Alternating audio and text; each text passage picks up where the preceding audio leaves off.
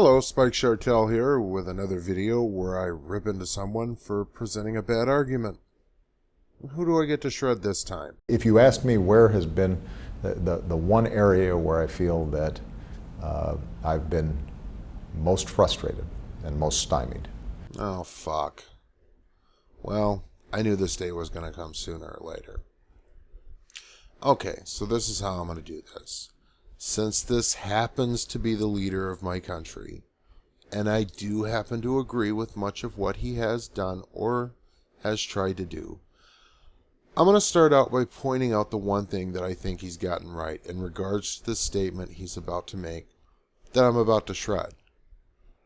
I'm also going to do this a little different, as I'm not going to interject in the middle of this, but let him have his say. Then say what I have to because, well, number one, he is the president and not some asshat like Joshua Fuckstein.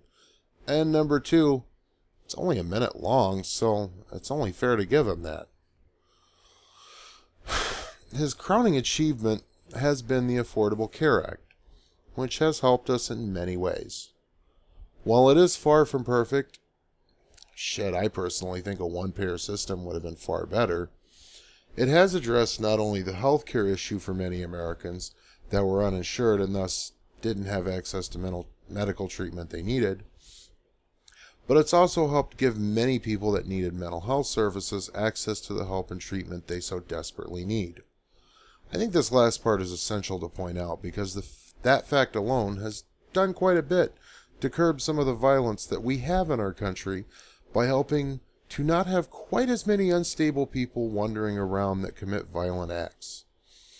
I suppose on that note, too, providing health coverage to people that couldn't afford it before has also removed a burden that many impoverished Americans faced before, thus making them a little less likely to engage in criminal activity out of desperation to afford the health care they or a family member might have desperately needed. In regards to the following issue he's about to address, this is the one thing that he's gotten right in regards to addressing that problem. The ironic thing is that he probably doesn't realize just how much this landmark piece of legislation has done to curb the violence problem that we in America face. It is the fact that the United States of America is the one advanced nation on earth in which we do not have sufficient common sense gun safety laws, even in the face of repeated mass killings. And if you look at the number of Americans killed since 9/11 by terrorism, it's less than 100. If you look at the number that have been killed by gun violence, it's in the tens of thousands. And for us not to be able to resolve that issue has been something that is distressing, but it is not something that I intend to stop working on in the remaining 18 months. Okay, first things first. I watched the whole interview that this was taken from, so I'm going to bring you guys a little up to speed on something, which is this. He mentions that the number of Americans killed by terrorism since 9/11 is less than 100, then says that the number of people killed by gun violence is in the tens of thousands. Now, if he's speaking since 9/11, then maybe, just maybe, that statement holds some water. But that's a big fucking maybe. What's ironic, though, is that the moment right before this little segment started in the interview, he was talking about police brutality, and the number of people killed unjustly by police far exceeds the number of people killed by nuts going on killing sprees. We don't really know for sure how many people police have killed, though, because the government doesn't keep track of all the times that cops kill people. I guess when you're an agent of enforcement, the last thing that your masters want is for the public that elects them to know just how many people their enforcers kill. Now, to be fair, this isn't something that I put solely on Obama. No, this is more of a systemic problem that has existed long before Obama even considered a career in politics. I just find it ironic that he would make the statement about how many people are killed by gun violence, as if it were worse than any other forms of violence that lead to dead bodies, when he was just talking about a much larger problem moments before. What really gets me, though, is not the fact that he feels frustration at not being able to pass the laws that he thinks will help, because in all honesty, I don't think that he's trying to do this out of any kind of malice towards the people. I know, that sounds crazy being pro-gun rights, but I really don't think he has malice in it. No, what kills me is that he feels this is the one thing that has frustrated him the most. Never mind the rampant poverty, substandard education, and unethical for-profit media that fuels paranoia by sensationalizing everything while leaving people less informed than when they tuned in, all in a quest for ratings. All of which perpetuate and drive people into extremism and violence. I also know that poverty and education were issues that Obama ran on. I remember '08, unlike most of the people that voted for him like I did.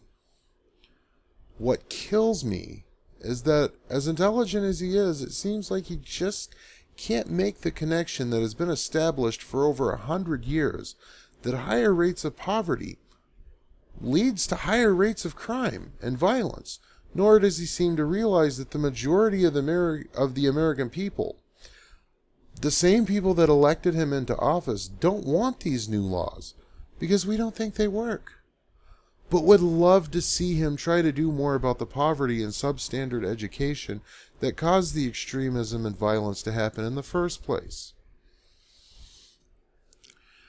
But you know, this really speaks more to the real problem with our political system, and it's this: that the vast majority of us are conditioned to toe party lines, no matter how compelling the argument is against a position that it may hold. We aren't taught to question things in school, but to conform to the will of authority figures, and what are political parties, if not giant authority figures in the political world, on both sides of the fence, I might add, for any of you that think I'm a conservative, which I'm not, by the way. I'm actually quite liberal myself. This gun issue that politicians like to push in the Democratic Party is detracting from the bigger issue. And while I'm willing to give Obama somewhat of a pass and not think his intentions are malicious for the most part, I'm not so willing to extend that to other members of his party that should know better by now. Fact of the matter is, this is something that really shouldn't be a partisan issue in the first place. But the fact of the matter is that the spree killers that we are dealing with now are a direct result of bad policies that have been in place for 40-some years now, that has been perpetuated by both parties. Reagan cut funding to mental health services in the 80s and started the deregulation of the financial markets that led to the ever-increasing decline of the middle class and the growing income inequality that we see today. The Reagan-era policy of financial deregulation was continued by allegedly liberal Bill Clinton in 1999 with the signing of the Gramm-Leach-Bliley Act.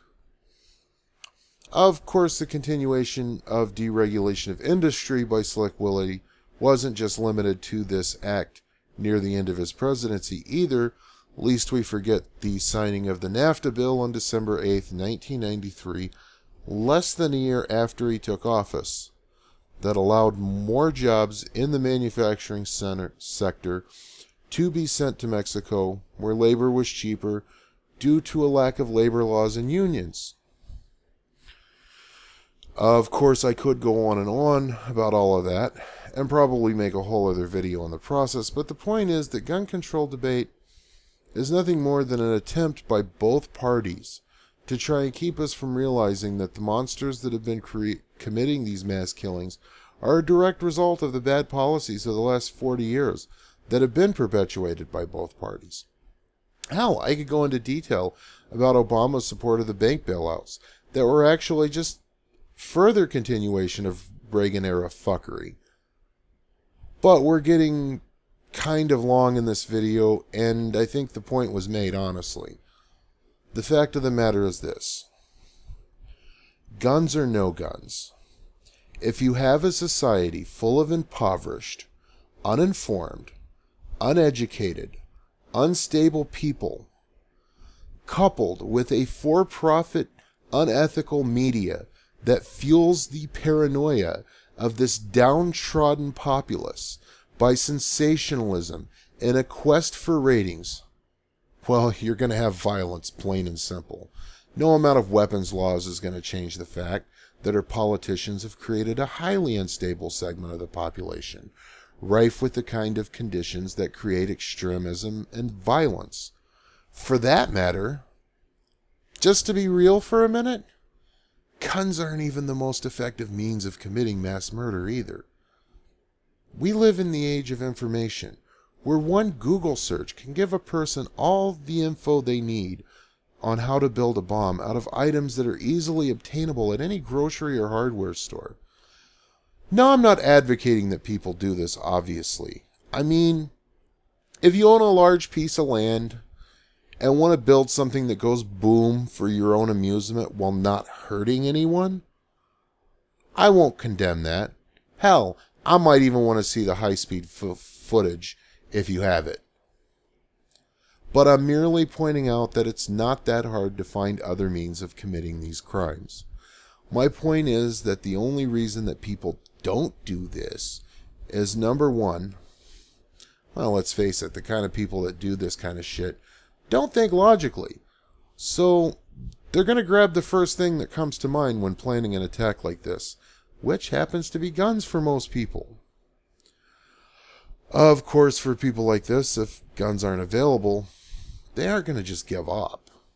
They will think of other things to use, and explosives are the next thing that most people are going to think of.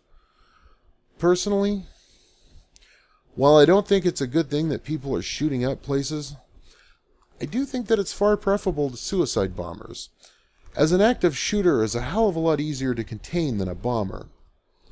Hell, a well-armed and trained populace can contain that threat fairly easily. Bombers, on the other hand, well, they only have to detonate their bomb to do all the killing they plan on doing. And once detonation has occurred, it's game over. Luckily, though, most people aren't crazy, even in this environment that breeds crazy. In closing, I would like to say this. These underlying reasons that I mention is one of the reasons why I support Bernie Sanders for president. While I don't totally agree with his stances on gun control, I do feel that he is the only politician that wants to take an honest look at addressing the underlying issues that cause the violence. Of course, I might add, too, that out of all the liberal politicians running, he has had the lightest touch when it comes to gun control, and I get the impression that he will go with the popular opinion on this issue, which happens to oppose the very kind of laws that we're talking about. At the very least, I'd rather speak out against him on this one issue than have to do that with someone like Hillary, who will also continue the destructive Reagan-era legacy, or even worse, deal with a Republican that will continue those destructive policies and come up with even more bad ideas. This is Spike Chartel. Thank you for listening. If you enjoyed the video, make sure to share it with your friends. Hit the thumbs up button. If you like my other videos, well, fuck. All you have to do is hit subscribe and you'll know when I put one out. Thank you and have a wonderful day.